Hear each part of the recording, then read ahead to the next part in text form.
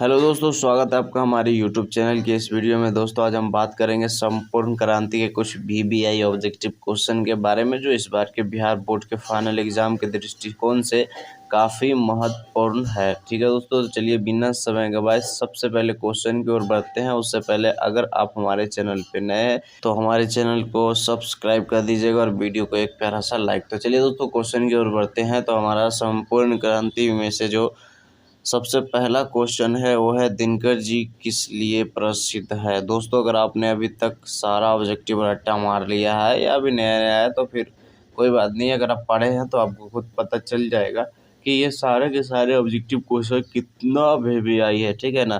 तो दोस्तों हमारा क्वेश्चन जो है कि दिनकर जी किस लिए प्रसिद्ध है, तो इस क्वेश्चन का जो आपका ऑप्शन होगा, ऑप्शन नंबर ए में साहित्यिक रचना के लिए, ऑप्शन नंबर बी में संगीत के लिए, और ऑप्शन नंबर सी मूर्ति निर्माण के लिए, और ऑप्शन नंबर डी उपन्यास लेखन के लिए। ठीक है दोस्तों, तो क्वेश्चन जो है कि दिनकर जी किस लिए प्रसिद्ध है, तो इस क्वेश्चन का जो आपका राइट आंसर हो जाएगा वो होगा आपका ऑप्शन नंबर ए साहित्यिक रचना के लिए। ठीक है, ऑप्शन नंबर ए इस क्वेश्चन का राइट आंसर हो जाएगा। दिनकर जी साहित्यिक रचना के लिए प्रसिद्ध है। चलिए आगे बढ़ते हैं और अगला क्वेश्चन को देखते हैं। तो दोस्तों हमारा अगला क्वेश्चन है, जयप्रकाश नारायण को भारत की जनता किस नाम से याद करती है। ठीक है, लिखने में फिर थोड़ा सा मिस्टेक कर दिया, चलिए मैनेज करिएगा। याद होगा यादा हो गया, तो बहुत सारे क्वेश्चन बनाने पड़ते हैं दोस्तों, तो थोड़ा मोड़ा हो जाता है, मैनेज करिएगा। और दोस्तों आप लोगों के लिए सिर्फ इतना मत समझिए कि आप ही लोग 365 दिन मेहनत करते हैं, हम लोग भी आपके लिए 365 दिन मेहनत करते हैं बिना पेमेंट का। सिर्फ आपका 10 सेकंड के लिए हम लोग हर रोज़ 2 घंटा मेहनत करते हैं। तो प्लीज़ आप अपना 10 सेकंड हमें ज़रूर दीजिए और हमारे चैनल को सब्सक्राइब करिए। ठीक है, तो दोस्तों क्वेश्चन जो है, जयप्रकाश नारायण को भारत की जनता किस नाम से याद करती है, तो इस क्वेश्चन का जो आपका ऑप्शन है, ऑप्शन नंबर ए में समाज नायक, ऑप्शन नंबर बी में देश नायक, ऑप्शन नंबर सी में लोक नायक, और ऑप्शन नंबर डी में जन नायक। ठीक है, तो हमारा क्वेश्चन जो है, जयप्रकाश नारायण को भारत की जनता किस नाम से याद करती है, तो इस क्वेश्चन का जो आपका राइट आंसर हो जाएगा वो होगा आपका ऑप्शन नंबर सी लोकनायक। ठीक है, लोकनायक इस क्वेश्चन का राइट आंसर हो जाएगा। चलिए आगे बढ़ते हैं। अगला क्वेश्चन कहता है, जयप्रकाश नारायण ने संपूर्ण क्रांति वाला ऐतिहासिक भाषण कहाँ और कब दिया था।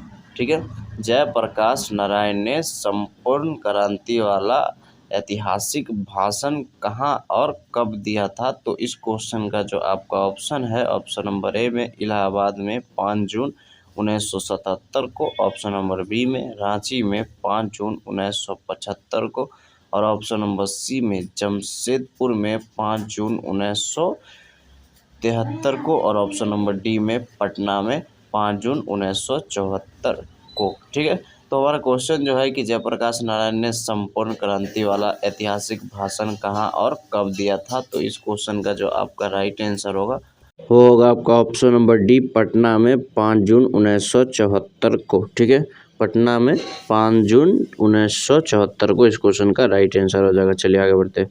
अगला क्वेश्चन कहता है, जयप्रकाश नारायण ने किस साल छात्र आंदोलन का नेतृत्व किया था।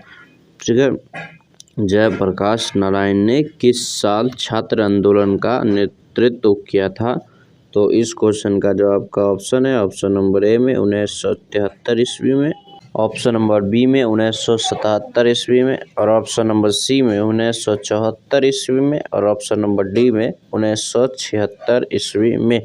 ठीक है, तो हमारा क्वेश्चन जो है कि जयप्रकाश नारायण ने किस साल छात्र आंदोलन का नेतृत्व किया था, तो इस क्वेश्चन का जो आपका राइट आंसर होगा वो होगा आपका ऑप्शन नंबर सी 1974 ईस्वी में। ठीक है, ऑप्शन नंबर सी इस क्वेश्चन का राइट आंसर हो जाएगा। जयप्रकाश नारायण ने 1974 ईस्वी में छात्र आंदोलन का नेतृत्व किया था। ठीक है, चलिए आगे बढ़ते हैं, अगला क्वेश्चन का देखते हैं।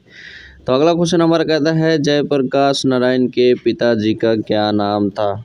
जयप्रकाश नारायण के पिताजी का क्या नाम था। जयप्रकाश नारायण के बचपन का नाम और इनके पिताजी का नाम और इसके बीबी का पत्नी का नाम जो है एकदम, ये तीनों को अपना ध्यान में रखिएगा। ये तीनों में से एगो वहाँ आपको ज़रूर मिलेगा, ठीक है। तो दोस्तों हमारा क्वेश्चन जो है, जयप्रकाश नारायण के पिताजी का क्या नाम था? तो इस क्वेश्चन का जो आपका ऑप्शन है, ऑप्शन नंबर ए में दीनदयाल, ऑप्शन नंबर बी में Harshu Dayal, option number C में राम दयाल और ऑप्शन नंबर डी में सर्वेश दयाल, ठीक है। तो क्वेश्चन जो है कि जयप्रकाश नारायण के पिताजी का क्या नाम था? तो इस क्वेश्चन का जो आपका राइट आंसर होगा वो होगा आपका option number B Harshu Dayal, ठीक है। हर्षु दयाल इस क्वेश्चन का राइट आंसर हो जाएगा और हर्षु दयाल जो जयप्रकाश नारायण के पिताजी का नाम था, ठीक है। चलिए आगे बढ़ते हैं। दोस्तों हमारा पूंजी सिर्फ आपका लाइक और सब्सक्राइब होता है, इससे आगे मेरा कुछ भी नहीं होता है। ना ही आपसे हम कुछ लेते हैं, ना ही हम कुछ लेने की तमन्ना रखते हैं। तो सिर्फ आप हमें 10 सेकंड तो हमें ज़रूरी दीजिए भाई साहब, हमारे चैनल को आप लोग सब्सक्राइब कर लीजिए ताकि हमको भी एकदम मोटिवेशन मिल सके और मेहनत कर सके। और एक सब्सक्राइब करने से आपका यूट्यूब में कोई खराबी नहीं आ जाएगा या आप छोटे नहीं हो जाएंगे। और हम मेहनत करते हैं तो हमें आप फल दीजिए, और आपको तो बिहार बोर्ड फल देवे करेगा। तो प्लीज़ हमारे मेहनत का फल आप हमें दीजिए और हमारे चैनल को सब्सक्राइब करिए। तो दोस्तों हमारा क्वेश्चन है, जयप्रकाश नारायण रचित पाठ का नाम है। जयप्रकाश नारायण रचित पाठ का नाम है। तो इस क्वेश्चन का जो आपका ऑप्शन है, ऑप्शन नंबर ए में उसने कहा था, ऑप्शन नंबर बी में जूठन, ऑप्शन नंबर सी में संपूर्ण क्रांति और ऑप्शन नंबर डी में शिक्षा, ठीक है। तो हमारा क्वेश्चन जो है कि जयप्रकाश नारायण रचित पाठ का नाम था। तो इस क्वेश्चन का जो आपका राइट आंसर होगा वो होगा आपका ऑप्शन नंबर सी संपूर्ण क्रांति, ठीक है। जयप्रकाश नारायण का पाठ कौन सा है? तो संपूर्ण क्रांति। ऐसे भी तो और भी है, लेकिन आपको वहाँ संपूर्ण क्रांति दिखे तो सबसे पहले संपूर्ण क्रांति पे मार दीजिएगा, ठीक है। चलिए आगे बढ़ते हैं और अगले क्वेश्चन को देखते हैं। इसके बाद हमारा अगला क्वेश्चन कहता है, संपूर्ण क्रांति क्या है? संपूर्ण क्रांति क्या है? ऑप्शन नंबर ए में निबंध है, ऑप्शन नंबर बी में भाषण है, ऑप्शन नंबर सी में कहानी है और ऑप्शन नंबर डी में इनमें से कोई नहीं, ठीक है। तो हमारा क्वेश्चन जो है कि संपूर्ण क्रांति क्या है, ठीक है। संपूर्ण क्रांति क्या है? तो इस क्वेश्चन का जो आपका राइट आंसर होगा वो होगा आपका ऑप्शन नंबर बी भाषण, ठीक है। संपूर्ण क्रांति भाषण है, ऑप्शन नंबर बी जो है इस क्वेश्चन का राइट आंसर हो जाएगा। चलिए आगे बढ़ते हैं और अगला क्वेश्चन जो है को देखते हैं। तो हमारा अगला क्वेश्चन कहता है, संपूर्ण क्रांति किसकी देन है? संपूर्ण क्रांति किसकी देन है? तो इस क्वेश्चन का जो आपका ऑप्शन है, ऑप्शन नंबर ए में राम मनोहर लोहिया का, ऑप्शन नंबर बी में डॉक्टर अंबेडकर का, option number C Karpoori Thakur और option number D Jayaprakash Narayan.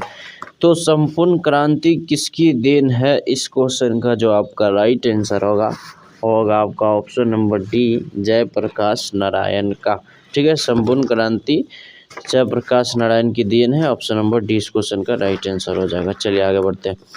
इसके साथ हमारा अगला क्वेश्चन कहता है, संपूर्ण क्रांति में दिया गया भाषण किसका है? संपूर्ण क्रांति में दिया गया भाषण किसका है? तो इस क्वेश्चन का जो आपका ऑप्शन होगा, ऑप्शन नंबर ए में जयप्रकाश नारायण का, ऑप्शन नंबर बी में रामधारी सिंह दिनकर का और ऑप्शन नंबर डी में हो जाएगा आपका इनमें से कोई नहीं, ठीक है। तो हमारा क्वेश्चन जो है कि संपूर्ण क्रांति में दिया गया भाषण किसका है, ठीक है। तो इस क्वेश्चन का जो आपका राइट आंसर होगा वो होगा आपका option number A Jayaprakash Narayan का। संपूर्ण क्रांति में दिया गया भाषण जयप्रकाश नारायण का है, ऑप्शन नंबर ए इस क्वेश्चन का राइट आंसर हो जाएगा। चलिए आगे बढ़ते हैं और अगला क्वेश्चन को देखते हैं। तो दोस्तों हमारा अगला क्वेश्चन कहता है, जयप्रकाश नारायण का जन्म कब हुआ था?